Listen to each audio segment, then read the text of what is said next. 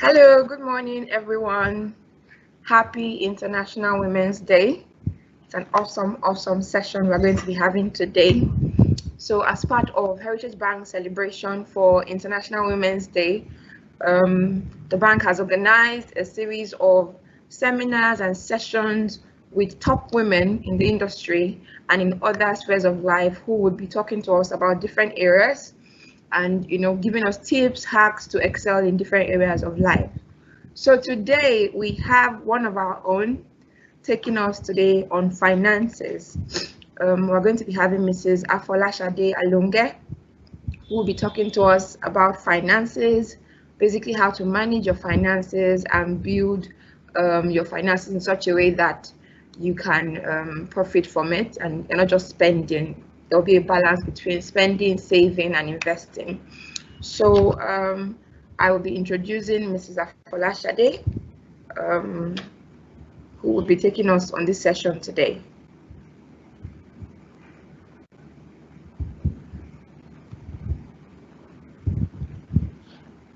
So Ms. Afolasade is a graduate from Obafemi Awolowo University and holds an MBA from the Bangor University, Wales. She's a chartered banker with over 21 years banking experience, covering oil and gas,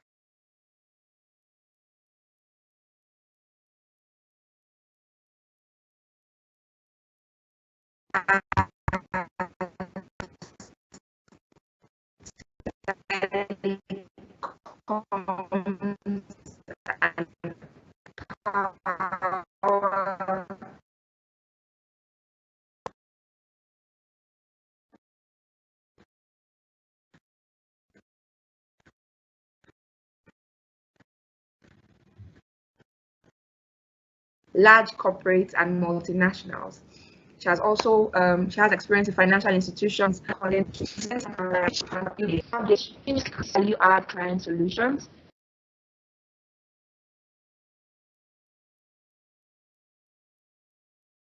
Pursuing a doctorate degree in business administration at the Swiss Business School. She oversees the corporate and specialized banking division of the bank, which comprises 6 business groups, including energy, telecoms and power, FMCG, and large corporates, head office experience center, financial institutions, and correspondent banking. So we're going to be welcoming Mrs. Afolasade, who will be taking us on finances for the woman in this age. You're welcome, ma'am.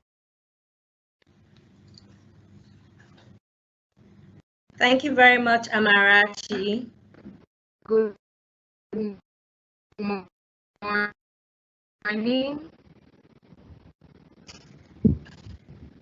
Good morning. I hope everyone can hear me. Maybe a thumbs up or something to be sure that you can all hear me. I'm not sure how the network is, but I'm sure we'll have a great time all the same. We'll go straight into it. Happy International Women's Day to my awesome women out there. And thank you for celebrating us, mighty men of valor. We appreciate you. There's really no us without you. I'll just dive straight into the topic of today, finance and planning as it were for women. I'd want my slide put up immediately. Thank you.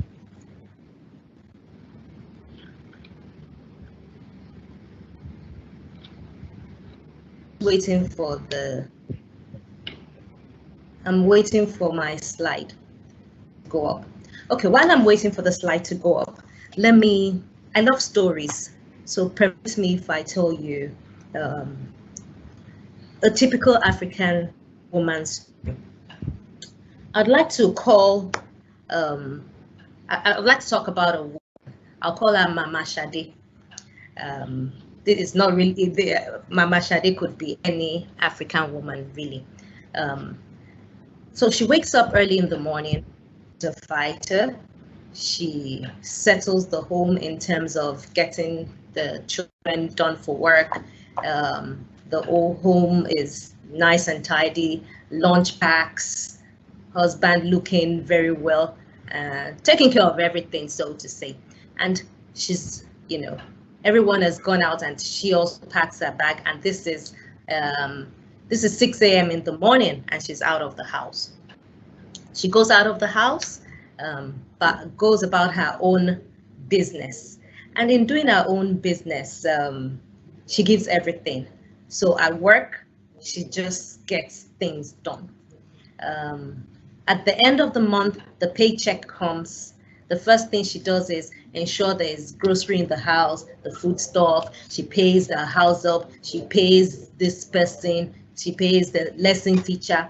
And she sends money to mommy and daddy, grandma somewhere. She just does everything. And she hardly has time. In fact, for some women that, they'll have their spa day, not Mama Shadi. She goes out ensuring that everything is done. And she does this without knowing for the next 25 years. Month in, month out, she's spent.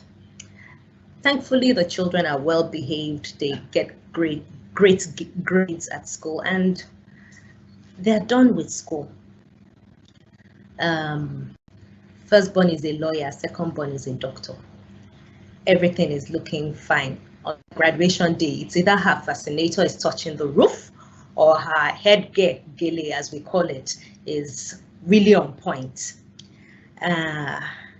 Mama Shade is done with, of course, with the support of her loving husband, but she's very attending to the children. From the children, she now starts, she has promised herself a break, but maybe that break just doesn't happen because it's a cycle. Before we know what's up, she's 55 and she needs to slow down. She retires. And one thing or the other, the children go about their life. At 55, ask her how much is in her bank account. Mind you, she's earning well, whether she's in Balogun Market selling fabrics or she's in Heritage Bank as Divisional Head Corporate Banking. Whichever way, she's doing great. She has earned well over 30 years. But this old money has been gone into more or less taking care of the family. With that, you wonder how successful she is. If you'd ask me, I'll say she's a very successful woman. I'll say, yes, check out her children. Check out her home. She's made a good success of it. Thumbs up. But truth be told, our retirement plan can never be our children. It can never be our spouses. It can never be the extended family or handouts. There must be more to life. And with this short story of mine, I'd like to go straight into my presentation for the day. Moving down the slide. Amarachi, please, could you please change? Could you scroll down, please?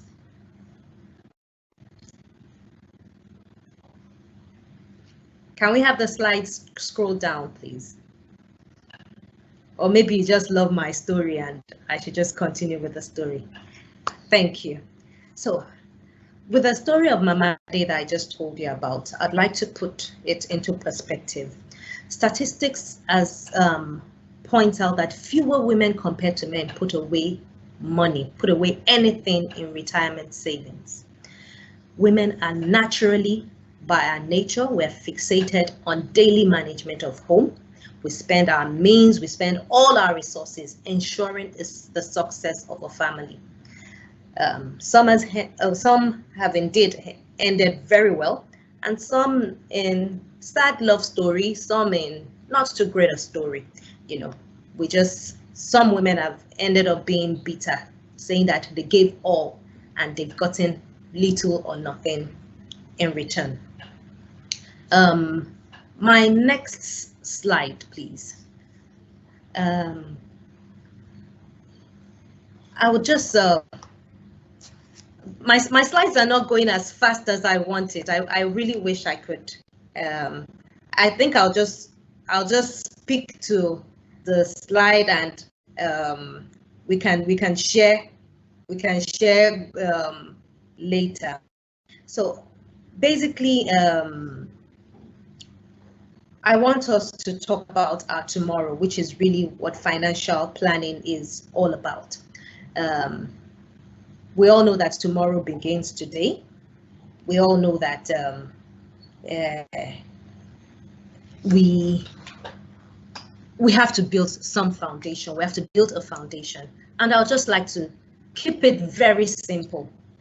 I'm not going to be telling you financial jargons that has maybe worked or not worked. I'm going to be, as women, I believe they say many of us wear our emotions on our sleeve. We're very natural, we're real. So I'm going to make it as real as possible. In setting a foundation for our finance, the very first thing you should do is set a target, whether it's a target savings, whether it's a target investment. Set the targets. What this does is it helps us define what we're going to do. You know, there's a saying that says you should write. When you know the vision, you should write it down and make it plain. In setting a target, it's important you write it down. You tell yourself, this is what I want to do. The next thing is to define your values. Values simply speaks to principles or standards. What this target I've set, what am I going to do with it? Let me bring it home to us women. So I've decided that come December this year, I'm going to save 1 million naira. I'll write it down. I'm going to save 1 million naira. How do I save the 1 million naira? Knowing that things do come up. It's about why am I saving 1 million naira? I need to send my child to the university. I need to pay for school fees. I need to, just define the values, the principles behind it. That in itself will drive you towards discipline and financial saving, financial planning. The next thing I'll say is just do it, and do it now. There's never a good time to begin your financial journey, because if it's not family calling to tell you, oh, this person has not eaten all day, just send 50,000 and help the whole family. Don't get me wrong, it's important to be gracious, it's important to help, but indeed we need to strike that balance. There is never a good time or ever a perfect time to start savings. It's never a perfect time to start your financial journey. So what I'll just say to you is just do it now. Whether it's 5 million you have, whether it's 5 naira that you have, start now. It's about building block. The next thing I'll quickly talk about is accountability. You have to measure your performance. As a banker, we do what we call the MPR monthly. I tell you, in your financial journey, you have to measure yourself. So if you have set that target from the onset that you're going to target to save 1 million naira, every month, periodically, ask yourself, how much have I saved? What have I done? You need to make sure that the journey is progressing. The next thing I'll say is just keep at it, keep doing it. You can't stop. And with this building foundation, it's important that you understand what personal finance is all about. Personal finance is simply put, in the market woman's terms on the street, it's simply about managing your money and investment.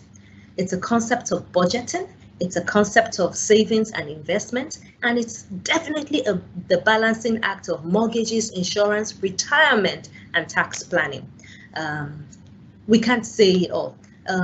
I'd want us to take a break, and of this thing, building that foundation, I want us to talk about budgeting.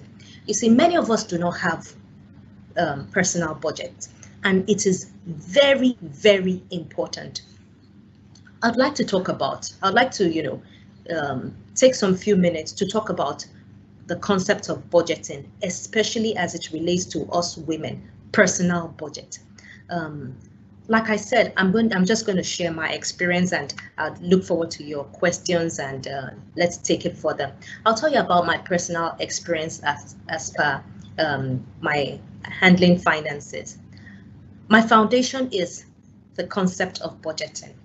It's important as an individual for you to have budget, and budgets are not just something that you scribble down somewhere at the back of a note, or maybe you even memorize it. Okay, I'm supposed to spend 5 naira on this, 10 naira on that. Oh, I've not paid lesson teacher. Oh, I'll put 10 naira. No, maybe not 10 naira. Maybe I'll put 100 naira. No, that is not budgeting. Budgeting is actually an act that you must be accountable. I'm not going to. I have a personal budget that I would like to share with you immediately. I'll just pull up that personal budget and help you scroll through it, because every other thing I'll be talking about as per investing and mortgages and insurance and all that, everything has to do with the free cash that you have. Immediately, I want to share my screen. I want to see the personal budget that I actually use. So I'm not telling you what can't be used, and it's very simple. So this budget has the first component of it as my revenue, meaning everything that I earn, everything that comes to me. So from Mr. Alonge giving me support of 100,000 every month, to management bonuses, whether it's end of year bonus, whether it's thank you for doing well in your target, whatever it is. So I have my income and I have my expenses. If you look at my income, I have my wages at the front line, because that is what I know that is constant all through. Then I have my spouse support. For those of you that have spouse that supports you, thumbs up. It's not like, please collect it. There's nothing wrong with it. Well, maybe it's not spouse support for you. Maybe it's mommy and daddy's support. I recall my even when I started work, he didn't even know how much I was earning as a young banker, but he would just be like, this young daughter of mine that is very far from home, and would send me something. So I don't see it as largesse. I just put it there. I put it right there in that box. Whether it's spouse, you can change it to spouse or sibling. For some last bonds, they have elder ones sending them money, whichever support. Then I have my entertainment allowance, and this, it could be anything. So I have all those income coming in. In the other part of this slide, which is expense, it is so detailed. To thy own self be true. Make it as detailed as you can for yourself. For those of us that live in the part of Lagos that we buy water, please put it there. It is important. It is an expense. If you love gardening like me and you call Mr. Moses to come and help you cut grass or do whatever, know how much you are spending on anything. Please, please, and please put every item that you spend. If we scroll down this, you'll see that I have tried to put all the expenses, and in putting all the expenses from the home, entertainment. So those of you that foodies like me, that we like to eat out, we like to go and test restaurants and eateries. There's a new restaurant down the line. Budget for it. If you tell yourself this month, all I'm spending on eating out is 10,000 naira. Once you've put it there, please do not exceed it. You know, each line, please scroll all the way. Each line, you'll see what you're spending. Make this upfront. Each line, just put all your expenses. Entertainment. Oh, I want to go bowling. I want to go to IMAX to watch a movie. I want to, then that for me, something also very important, giving back. So I have my little way of giving back. Some of us spend our whole lives, you know, our own means, just giving back, and we don't even know. So this person will come and say, it's important I give this person. So you just keep giving. So in giving back, also put a line there for charity. Put a line that this is how much I'm going to give. I have things like health. So I buy off-the-counter drugs. I decide I want to up my insurance payout. Anything. I have things like vacation. Me too, I want to go to London now for summer. People are going to London for summer. Me too, I have to join them. But if you plan it, you can do it. So you can see in my vacation, I put the plane fare. And if it's not London that you're going to, if it's Obodukatu Ranch, put there. Whether you are going by road, whether you are going by air, put it there. Accommodation, how much you spend there. Everything, your dues and subscriptions. For those of us that like to subscribe to, oh gosh, I'm actually a junkie when it comes to subscription. So I'm joining, I want to have Harvard Business Review. I want to have Financial Times. Then I just want to have everything. So by all means, put it there. Your offering.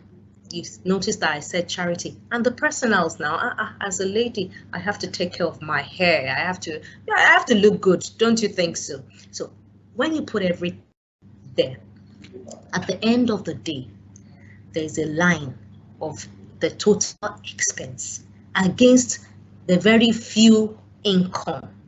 When you look at it, you can tell by yourself, am I in the red? Am I in blue? Whether you call it blue, whether you call it black, red is, beaming at you, and red is never a good sign. So from this, you actually see whether you are living above your means or below your means. And that is when you can actually plan finance successfully. I'll go back to my slide now. So my main slide, I believed it was important I show you the this personal budget. So if you already see, like me, you can see all the red, you'll see that in those period I cannot save. And when you can't save, it is a problem.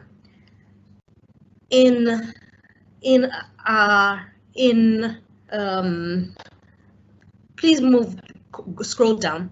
In our next slide, which is our focus, I'd want us to talk about risk assessment, return on investment, liquidity management, retirement, and succession. Risk assessment. When you have done a budget and you have seen that, okay, this is how I can actually cut some excesses. By the time you're doing that budget, you'll be able to tell how much you can save. You'll be able to tell where you are putting too much. You'll be able to tell basically you'll just see the excesses.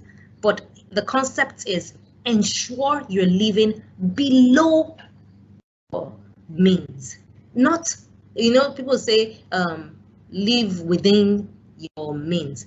Within can actually mean just being on that point. You have to be below it for you to absorb any shock, for you to even save. So when you've plugged all that in, we can actually see the excess liquidity that you have from your income, and we can now focus on financial planning. The first thing I would say is risk assessment. Please, this is very important. Ask yourself the question, if I put my money into this, will it disappear? I'm sure those of us in Nigeria know of MMM very well. People went crying. The first rule I'll say to investing is that if it's too good to be true, it's never true. When they promise you 2,000% on an investment, please walk away from it. It's never true. The issue we have is that when we did not put one brick on top of the other over a time, wake up and we just want to build a skyscraper. Skyscrapers don't happen overnight. Even in China, where they are known to build massive structures within a short period, I tell you, it's they still require a bit of time to do it. So I'll say this with all sense of responsibility. The risk assessment is very important. Please do not think you can have massive returns overnight. The next thing is return on investment. Ensure that your projected return on investment is higher than inflation. This really is a tough one. Right now, the inflation in Nigeria is almost 17%. It's about 16.75. And you'd ask me, what investment am I going to do that would actually in the next that will be above that? There's a bit of trick to it. There is hardly any stable and safe investment right now that you'll be going in today that will yield you that. The low-hanging investment in even the safest, as it were, around here, which is the Nigerian Treasury bills, is sub 5. If you get lucky, you get 5.5. So, and we have inflation at almost 17%. You would ask me, how do I save above inflation? There's a bit of trick to it, and that's what I call diversion, and knowing when to go into an investment long term and knowing when to, have it short term so that you can quickly do a turnaround and move on to it. This really is the core of our talk today. And in saying that, what I'd also say is that my tip to investing is that never think you're a superstar. Please seek advice. It's important to be aware. One of my personal value is awareness, and awareness to me is knowledge. Awareness to me is asking questions. Awareness to me is seeking to know what's up, whether it's online, whether it's going into the classroom, whether it's simply speaking to a subject expert, or even my fellow colleagues, just learn what is happening and, taking it from there and doing a bit of research and analysis on my own. But you can never go wrong in counsel. Go ahead to before you make any investment, please seek advice, professional advice. Never think you know it all. And it's also good to do to shop around and compare, do a comparative analysis, because I'm a salesperson. I could sell snow to the Eskimo. So maybe the person you're talking to, maybe that person just want to sell a product and, just sugarcoat and sweetcoat and you are all over in the cloud. So if you do meet people like me that are natural salespeople, we might just be, we might just want to sell our own product. So please, please, and please, never settle for just one, do a bit of research yourself. Just don't go in and, listen to just one person and that is it. Just make sure you compare 1 or 2 notes before you jump into it. But above it, it's important to know that there is inflation.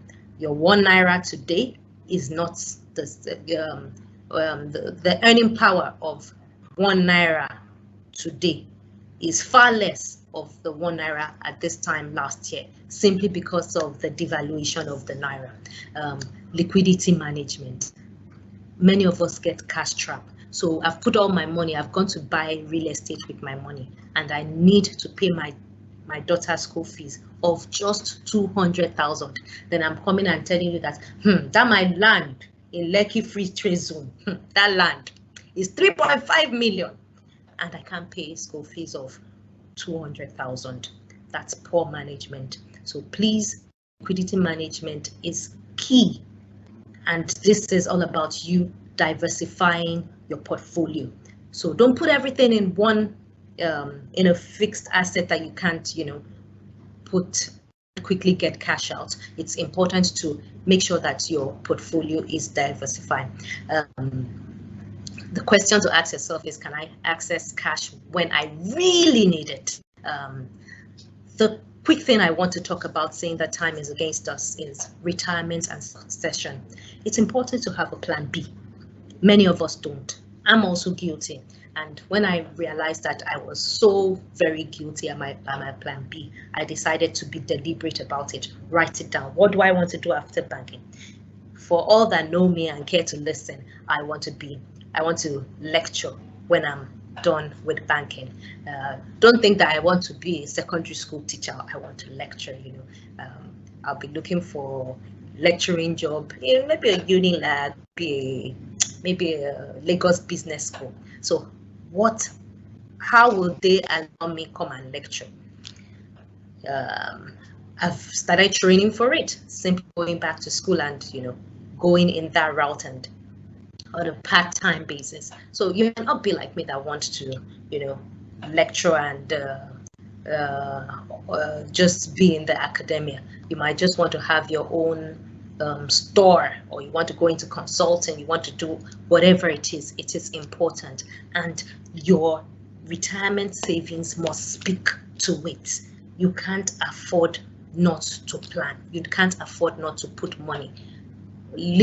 Depending on our children, depending on my father's estate, that okay, if I leave the job now and my dad lives to age 95 and he passes on, that house of ease becomes mine and I'll be getting rent from it. That is not a plan B. It's important we do. And I try to quickly slip this in. My will when I'm gone. The truth of the matter is, many of us women do not, we do not think of life after death. I've seen so many women in my own family that after they've gone, there wasn't any will, no succession planning, as it were, for the home. It's important you have a will. It's important you document. There are many asset management companies that would also help you to ensure that you don't die in intestate. You have to actually make that part of your financial planning. Quickly, without wasting too much of our time, financial product example, I'd like to talk about target savings product like fixed deposit. We have something in Heritage Bank that we call Isusu Lockdown. Isusu, as the word is, should I call it thrift arrangement, where you just put in the little bit, but it's about building blocks. It's about you putting the little amount. You can imagine. I've spent over 21 years in banking, and I just told myself, if I've been saving 10,000 naira every month since the day I started work, do you know how much that is? And not going back to it, just 10,000, because there was never a time that in banking that my salary was 10,000. It's always been more than that. So if I had been over the years, I've been saving, and I didn't let the lifestyle bug catch me.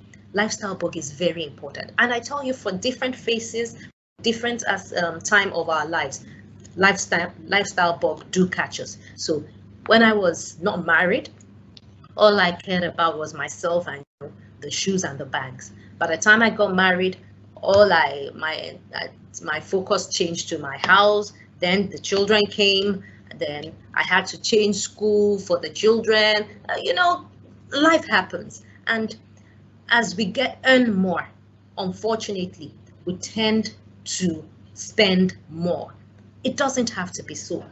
Remember, once you have a budget and you are true to that budget, and you ensure that you are accountable, you go back to it and make sure that you are in line. You won't just go with the flow with the lifetime budget. So it's important to have a target savings product as to invest in a target savings product, whether it's education investment plan. There's different types out there, really.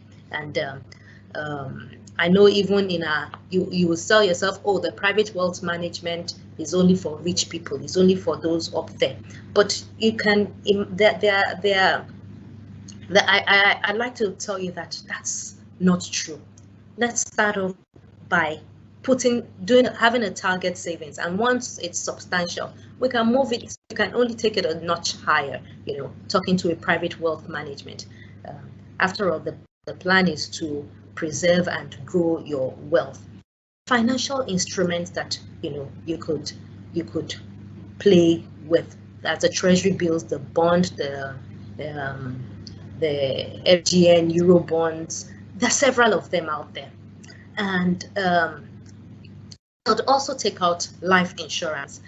In this part of the world, insurance is not popular, but it is real. It comes in very handy. God forbid that you have to leave the stage of earth before your time. You want to be able to know that the children that you have left behind, are well taken care of.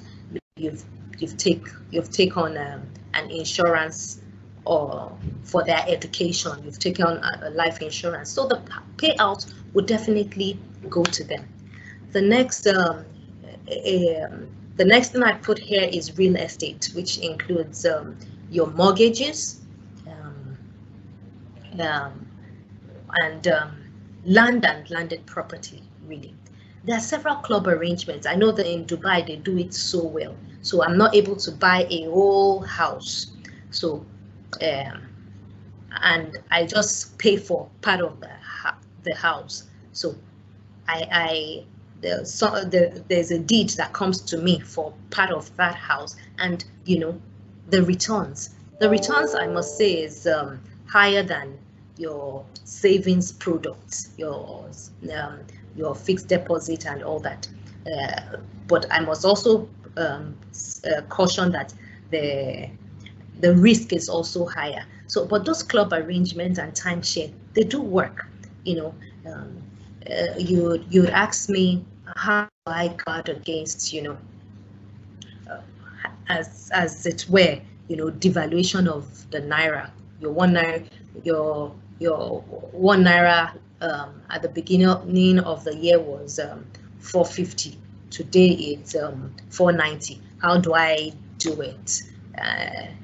The CBN recently said it's 410 to the dollar. How do I cope?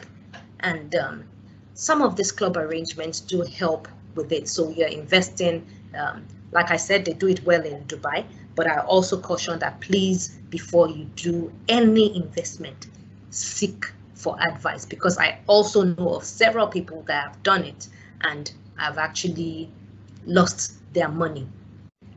So a simple example is when I bought land around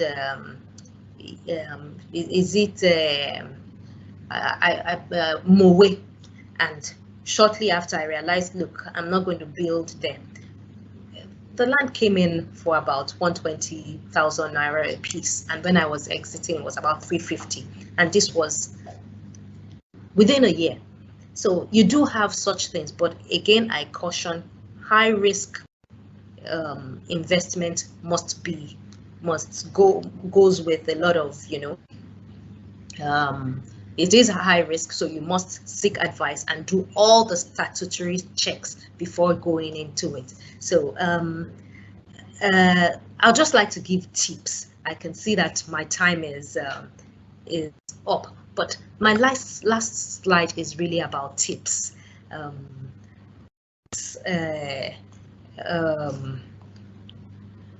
Tips on financial management. The first thing I wrote there is pay yourself. Be selfish. It's okay. Be selfish. You see, as women, we must take care of ourselves. We take care of every other person, and the last person we think of is ourselves. Good health is the best financial management tip that I have. Once you can take care of yourself, you can take care of that sibling that you have. You can take care of mommy, you can take care of daddy, you can take care of the children, you can take care of anybody, but pay yourself. Pay yourself, and when you get your salary, tell yourself, I'm spending 10 naira on myself, I'm spending 100,000 on myself. It's okay, but please do that, and so that whatever feel good factor that you need would follow suit. The next thing I'll say is, please ensure housekeeping. For those of us that are married with children, train your children, because it's for you to have that peace of mind for whatever investment that you have. You don't want to use it to keep bailing children out in the future. So it's important you train your children so that you can have that peace of mind. I keep saying it, that when I'm 70, I'll take a trip around to the Bahamas. Was it Bahamas I said, or to Monaco? I just look for one fancy name and say, oh, but you can't do that when you have not trained your children. Train your children so that you can have that peace of mind. Be gracious to extended family. It's important as that we take care of our old ones and the vulnerable in our midst. So please, for you to have that financial independence, please be gracious to extended family. This other tip that I have, live below your means, is so key, and I'll take it back to that budget that I shared with you. It's important we live well below our means, so that even if you lose your job, you have not put yourself on a standard that you cannot maintain. Even if when you have a salary cut, you can afford the shock that brings. Be aware, seek advice, financial advice. Nobody knows it all. Please seek advice. Calculate the risk. It is important that you know what you're getting into, the returns and what is in, and all the fine blueprints that, as it were. Let your money work for you. Invest in something so that it pays itself and it comes back to you. Diversification of portfolio is very important. Please do not put your money on just one financial instrument. It is not wise. I know you say, oh, I'll get a higher return, but it is never wise, because things do happen all over the world. We've heard of meltdown, global crisis, and all that. But when you have a diversified portfolio, you realize that you are able to weather that shock better. Last but not the least is be a bargain hunter. Nothing wrong about going for bargain. Please pool resources as women. There's nothing wrong about us sharing a basket of tomato. A basket is cheaper than buying in smaller lots. So we buy one basket of tomatoes and we share it. Whether you're a working woman or you are, you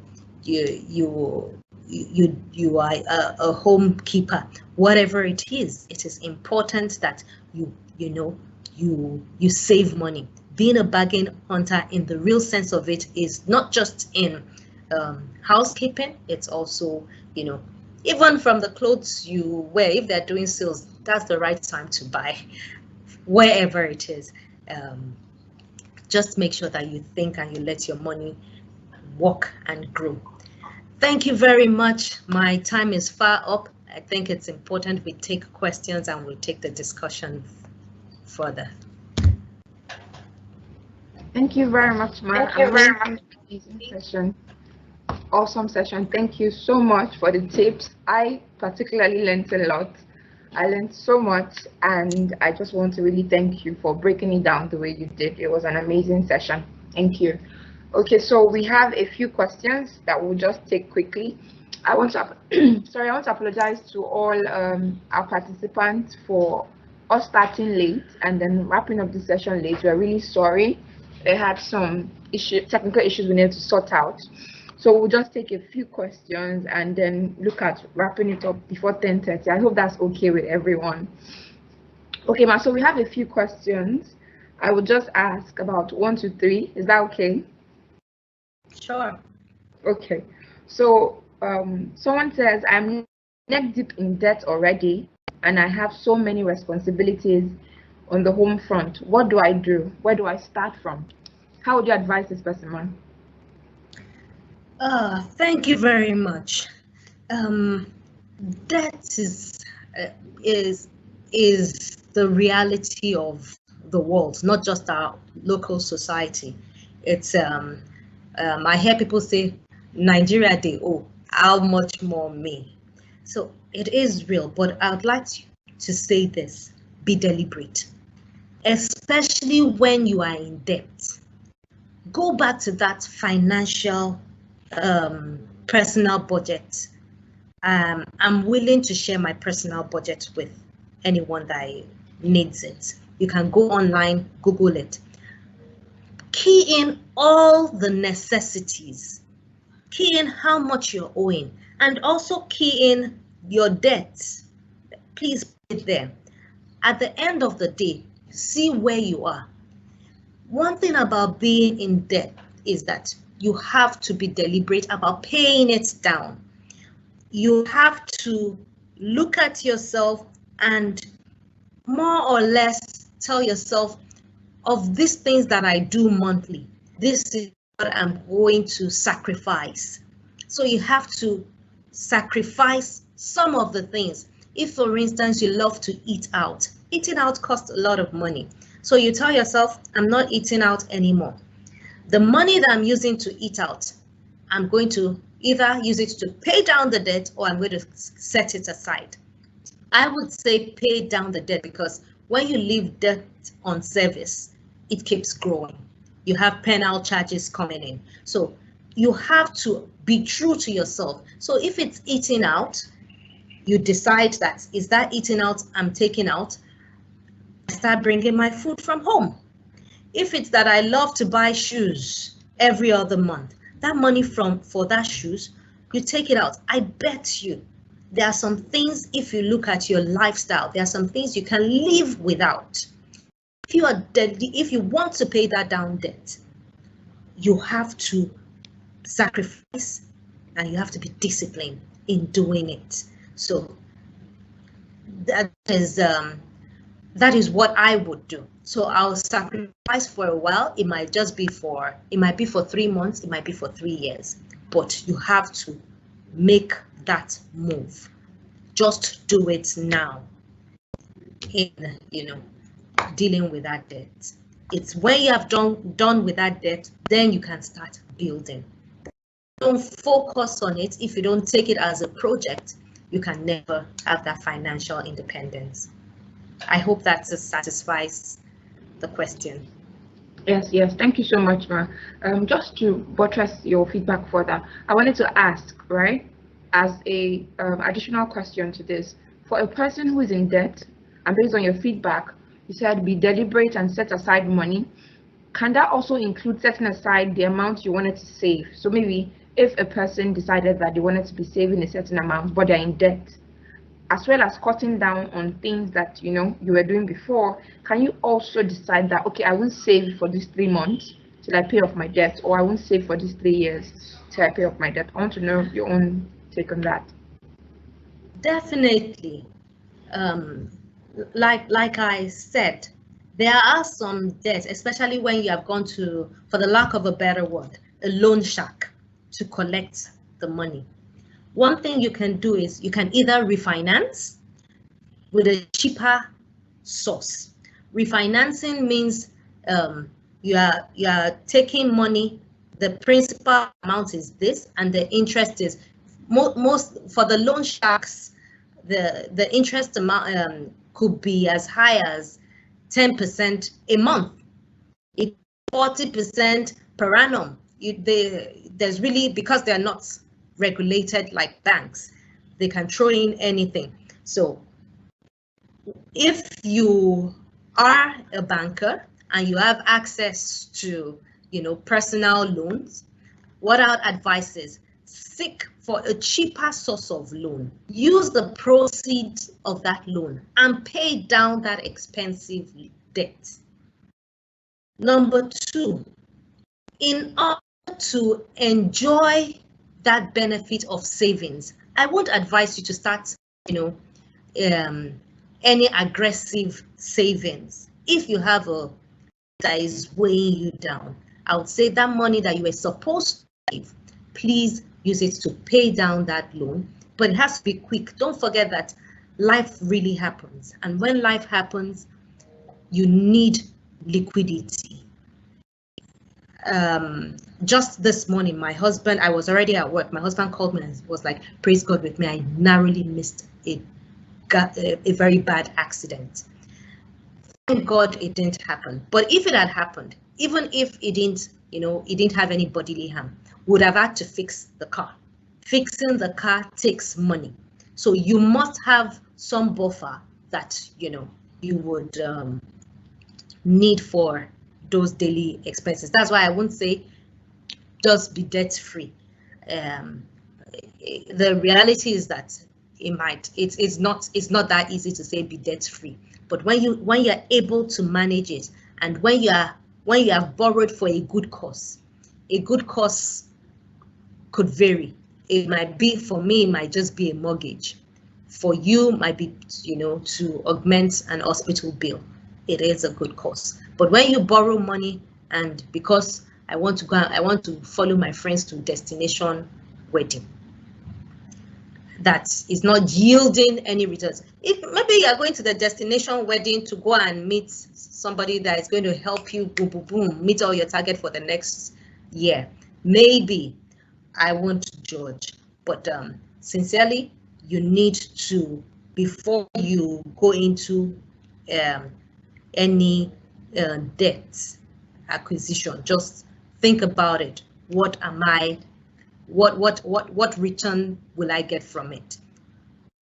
And I hope that answers the question. Yes, perfectly. Thank you so much. You even went deeper and gave us extra. Thank you so much, ma. So the next question we have here says, is gold a good investment? I buy a lot because I believe I can sell them when I need cash. What's your take on this, ma? Thank you very much for that question. It was actually part of the things I wanted to talk about. I know that they say the 5 laws of gold. Gold is actually a store of value. It is a good investment. However, there are challenges around gold. Thank God, Heritage Bank is partnering with Care Gold, and they're going to make that workability. It's something we started last year. It's something I'm passionate about, because like her, I also love gold, and I have actually bought gold way back. I think I bought it when I started back then, maybe for 10,000-15,000, which was a lot of money to me.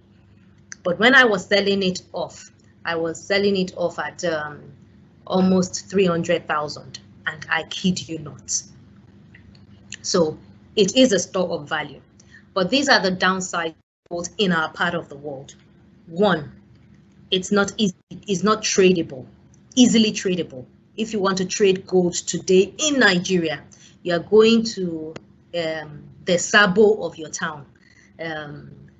Sabo is where we find the northerners that would buy it off you and give you a stipend. They never give you the true worth of that gold. So like I said, Heritage Bank has partnered with Dukia Gold, and they're making that market. They are putting structures around that market, wherein you go to one of our experience centers with your jewelry, and they measure it, and they look at the international price of gold, and you are compensated for it. You even get certificates to show that it wasn't stolen and all that. So that is coming on board. But up until then, fortunately for us, again, in this part of the world, your house up can just come and pack all your gold and that is it. Which safe do you keep it? So you have gold worth 5 million naira, and one house up that doesn't know the value just comes, packs it out, and it's all gone. But like I said, it is a store of value. But I'll like to caution, please know which type of, if you're buying expensive gold, by the time you're selling it, you have lost value. So if you're buying, buy from a reputable market where it is weighed and the value of that item is given to you. That is the only way you can get the desired return. The second thing is you must have a way of storing it to ensure that it is safe. If they are safe, I know the Montgomery is safe. Prior to now, banks used to, help. We used to help keep, I know in Heritage Bank, the private wealth management team have, they also have a way of helping you, keep it safe. So yes, it is a store of value, but the challenges around it is what I've said. But very importantly, please do not use, don't make all your investments gold. You need to diversify, because like any commodity, it's susceptible to fluctuation, and the prices do change. If you enter at the wrong time, by the time you're selling, you have lost. So diversify your portfolio. It's very important. Thank you. Thank you so much, Ma. Thank you so much. That clarifies. So I would ask our last question. I'll just lump it together. I hope that's okay. So yes. From what you've spoken about today, the questions are, for a person who is a breadwinner in their families and they are low income earners, so basically their salary is barely enough to fend the family, and a woman is the breadwinner, how does she start? That's the question. Where do I even start from? Then tied to that is savings even worth it? I don't earn well, and inflation rate is so high. Do I even bother saving? Because I can't seek financial advice, and I don't even have the money to invest in higher financial instruments. What will you say to people in these two scenarios? Well, what I'll just say to you is there is no hard and fast rule to it. You can't save. I'm a Christian, and I know that they'll tell you, faithful in little, faithful in much. If you're faithful in the little that you have, it's the same principle. That was why I started off with the personal budget, and the curve just, there's a constant. So it's only the variables that changes. The constant is this: I earn 10 naira and I save 10% of it. I love the way The Richest Man in Babylon, it's a book that I would say we should all read. I love the way it was put there. 10% of what I earn is mine to keep. So if you follow that principle, that 10% of what I earn is mine to keep, just reset your brain that this money that I'm earning is less 10%. That 10%, keep it. And just tell yourself that money that is not there is not available. So if you refocus yourself that this is what I have, you take out a 10%, it is you do a standing order on your account. So as your salary is coming in, you've taken it out.